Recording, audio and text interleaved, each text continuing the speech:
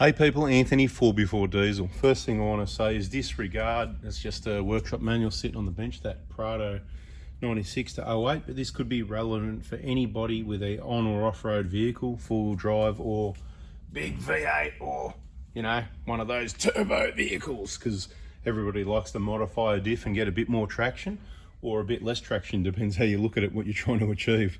So what I was going to do is sort of firstly explain what a Detroit Lokka no spin is, because this is a really good option and very reliable for people that are looking at lockers. So traditionally over the last 10 or 20 years, whatever, these ARB lockers and, you know, Eaton e-lockers and other sorts of lockers have become very popular.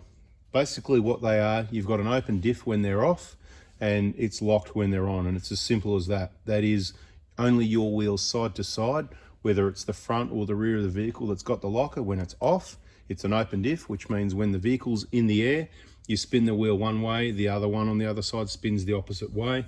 When you're on the tracks or on the road, when one wheel spins, you get no drive to the other. So that's a bit of a problem with an open diff.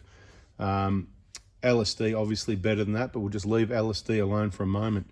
When you switch that locker on, whether it's air operated or electric, it locks those two wheels side to side, either the front or the rear, unless you've got front and rear locker, then the whole lot. And the vehicle's already got a standard center diff lock, which locks the front to the rear. If you've got a front and rear locker, then you've got a true four-wheel drive. Until you've got that, you haven't got a true four-wheel drive. You really need to watch all our videos. I might even start up a new playlist called Lockers and Diffs or something like that, and put a lot of videos we've got already. I'll do a bit of a search for you and put that into the new playlist called Lockers and Diffs. So keep an eye out for that playlist. Okay, so the reason I want to talk about this one, I think it's a really reliable, simple option. Now, I think everybody's heard of somebody or somewhere on the internet, probably an understatement, that's had a problem with an ARB air locker with a leaking seal issue, whether they've had oil come up the line, whether they've had you know, lockers staying stuck on or not working, and any combination of these sorts of issues. It's happened to a lot of people. They came out with a 5-year warranty about almost 10 years ago now, I think, to my knowledge. And on a positive note, I've had a front locker in the 120 Prado since 2014 and have not had a problem with it. But I've had other people also copy me and do the same, and they have had issues. I got ARB to fit it because for the warranty purposes, didn't matter where I was when I was traveling. I didn't want to have to work on the vehicle. Back to you for your problem. Do you know what I mean? Touch wood. They said, we know who you are. We don't want any problems, so I'm going to get someone to make sure it's done right. I don't know if they did it right, so maybe it could be a fitting issue, but that's a whole separate thing. What we need to talk about is by not having an air locker, not having a switchable locker, even an e-locker, I'm not sure how many problems they have, but when they explained the warranty process, how they get you to keep your old diff and put that in while it's sent away to check if it's a manufacturing fault, the way they were speaking, it was like they were experienced with problems, okay? So I'm sure there's a few, put it in the comments if you've had a ARB air locker, or you know someone, not heard of someone, just you or your mate that you definitely know it's a fact. Put it in the comments, let us know what experiences you've heard of with any of the lockers, anyone that's had problems with them. Not ones that have been okay, just the problems. We just want to hear about the problems. This system here, I'll tell you, it's really simple. If you can see this picture here, think of it like a dog clutch, right? It's a lock solid. See these teeth here? They are just locked solid, okay?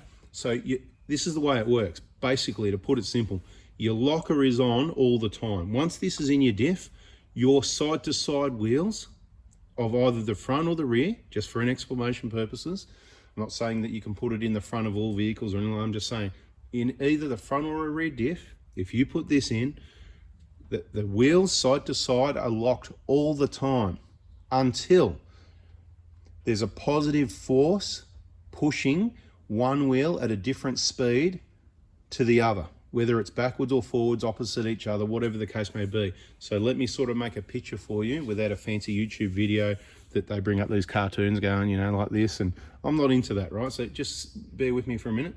So when you're driving around a roundabout, obviously you understand roundabouts in Australia go to the right, obviously in other countries they go to the left, so whatever country you're in, you're going around the roundabout, the inside tyres are turning at a slower pace to the outside tyres. So the one on the outside is covering a lot more ground, yeah? So that's pretty straightforward. Okay, The tyres are on the ground, they've got grip, therefore there is positive pressure pushing those wheels in a different direction. So what happens there, just to keep it a simple explanation, let's just call it these slip past each other. And you might want me to say open up and exactly how it operates. We're not going to do that. But at the end of the day, they do slip past each other and they go kunk, kunk, kunk, kunk, kunk, kunk, and make a bit of a noise like that. So it is noisy sometimes, not always. Every vehicle's different. Every Lokka, whether you've got the cheap copy version, the four drive systems, LOKKA Lokka. I'm not saying there's anything wrong with them. I'm just saying they are a cheaper version.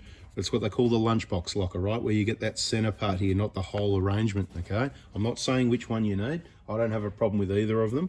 And I've got limited experience with both of them. I have had a LOKKA Lokka in the rear of the 120, and I had no problems. I thought it was great. I've been through it in other videos why it's not in there now, but it wasn't because of any problems really. They can be a bit noisy around roundabouts, around corners, and in particular when you're pulling the shopping centre car park into that tighter turn, clunk, clunk, clunk, as you stop, people are walking, oh man, I think you got problems with your car, I think you're breaking a CV.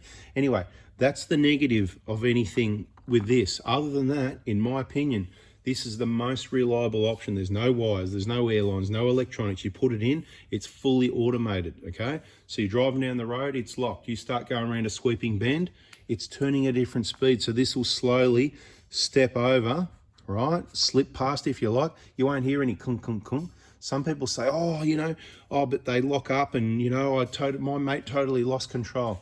To be quite honest, I mean, you know, there could be a fault with something like this, so it's always possible.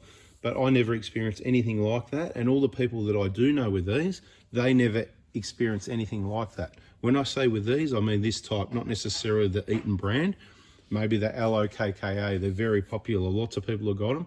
Put it in the comments if you got one.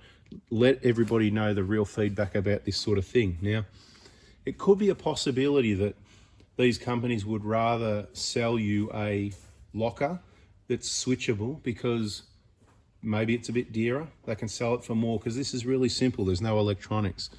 But to me, personally, I would rather have an LSD or a Lokka that's always on, particularly in the rear if I was going to do something, rather than take a vehicle that's got an LSD, like a 120 Prada, you're taking that away by putting a Lokka in, you're making it open diffs, okay?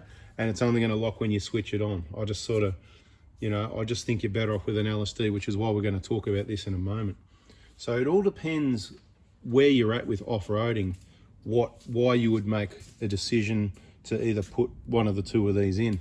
So if you're doing some harder tracks and you're having trouble, first thing you do is you have a look at what the trouble is, which wheel's spinning and why, and what modification to the vehicle might help that. And it might help make it more reliable, saving CVs and other components, even saving your diff, crown wheel and pinion, because the pinion can take teeth off the crown wheel, okay? So by all that spinning, a wheel in the air hits the ground and bang, bingo, there go your teeth. Where if you had a locking system in the first place, it was never going to spin like that. Now, let me be clear. So if you're off-road on the tracks, this is locked. If one wheel comes in the air, no, it doesn't unlock, it stays locked. I absolutely guarantee you, this stays locked until there's a pressure in the opposite direction, something turning at the same speed, different speed, sorry.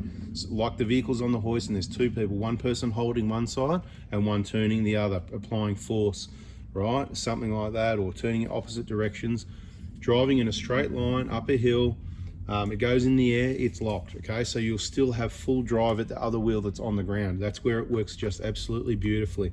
And this explanation is also for people that work in four-wheel drive shops, because you can be working there and actually not know too much about the products. So it's worth those people subscribing and spending the 10 minutes a day to watch our videos and get themselves educated so that they can give clients, and especially our clients mutually, the right advice.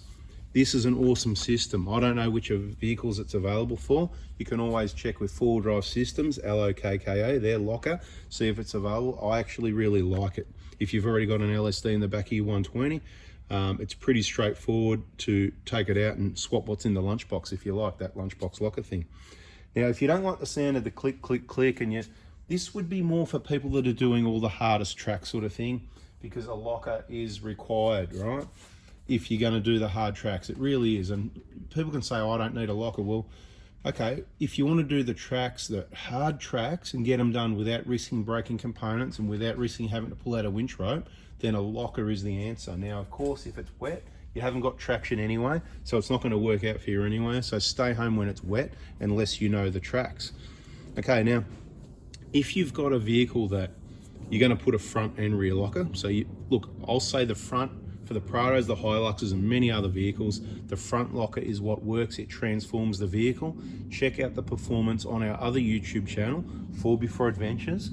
It shows you, the evidence is there. You can see us regularly going up tracks where when we start to have trouble in the 120 and we flick the switch, and so we're moving, we come to a stop, and then we flick the switch and the vehicle just drives straight out of it. In case you're not sure what I'm talking about, there's the two YouTube channels. You're on one of them now, and the other one you'd probably need to be on as well. So check that out.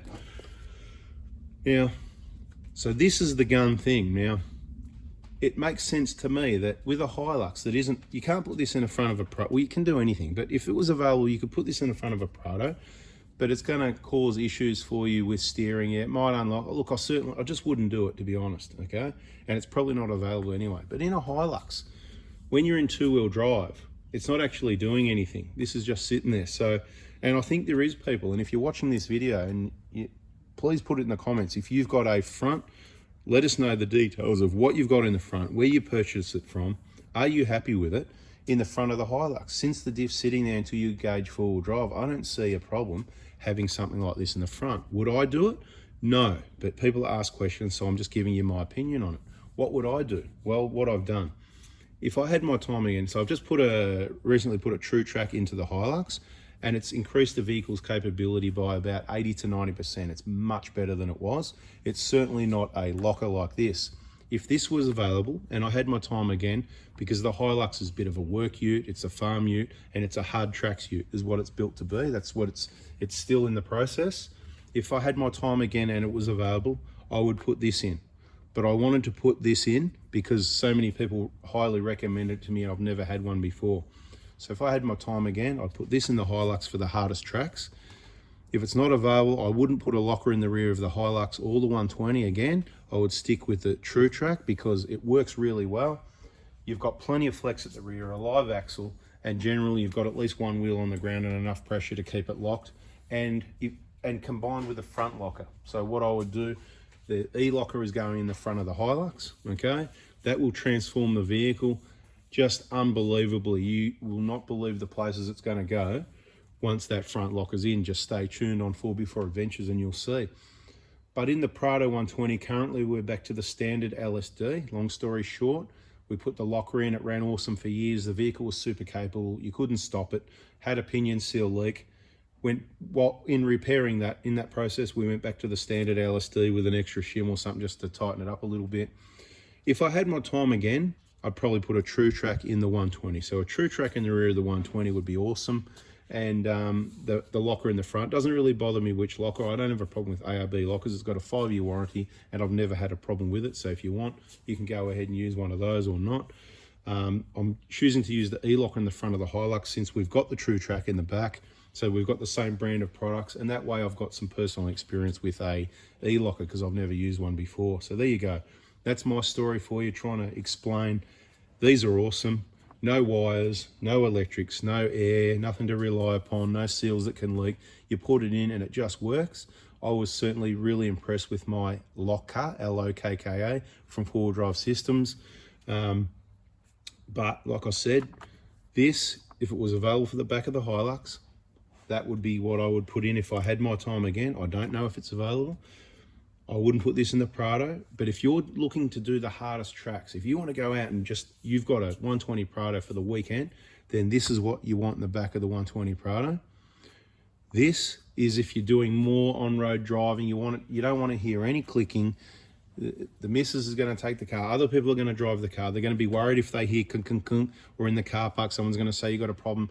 If you want to avoid that whole situation, this still works really well. Highly recommended. And obviously this is what you want for your on-road vehicles. You know, your V8 Commodores and whatever. You've got two wheels on the ground. It's going to hold traction, absolutely. And you don't need anything like this. So, shared some experiences, tried to explain it best I could. The rest of the decisions are yours. I don't think I left anything out. That's what I like to look. Let's talk about the 150 Pradas just before we wrap up. It's got traction control, so you don't need to modify any of the diffs. Keep it reliable, leave them alone. You don't need any lockers. The traction control on the 150 Prado comes in really quickly, and it takes the vehicle anywhere you need to go, almost. And the way to make the traction control work is when you start spinning a wheel and going backwards is not to back off the gas, because you'll go backwards. It can not only be not effective helping you get up the hill, it can also be dangerous. Once you commit to that track, you need to have a bit of an idea what you're doing. Don't go on the hardest track straight away. But when you do lift a wheel and it spins a bit, you need to keep on the gas, and very soon you'll find that ECU says, hang on a minute, and it will stop the power to that wheel, put brakes on the other wheel, and whatever it does, it'll stop wheel spinning, so then the power will go through that open diff to the other side. Because remember at the start I said, if one wheel spins, you get no drive at the other side, because all the power's gone here. It's going like that, nothing's happening here. When the brakes come on here, you've got the diff here, the power's still being applied, then the power goes to this side and away you go again. So effectively the 150 Prado or the 120s with traction control, it's a lot slower, it's not as good, but it gets the job done a little bit later on. Not as bad as the Hilux, because the Hilux traction control is just very average. Let's say it's about a 20% traction control. 120 Prado is about a 50% traction control, if a 150 Prado is a 90% traction control, right? So the only time you'd look, I wouldn't modify a 150 diffs to put anything in there, because it's a good setup the way it is. And of course the newer vehicles will get better software, and I think that'll just get better over time. And then of course electric, it's just going to all change things up anyway. Anyway guys, thanks for listening.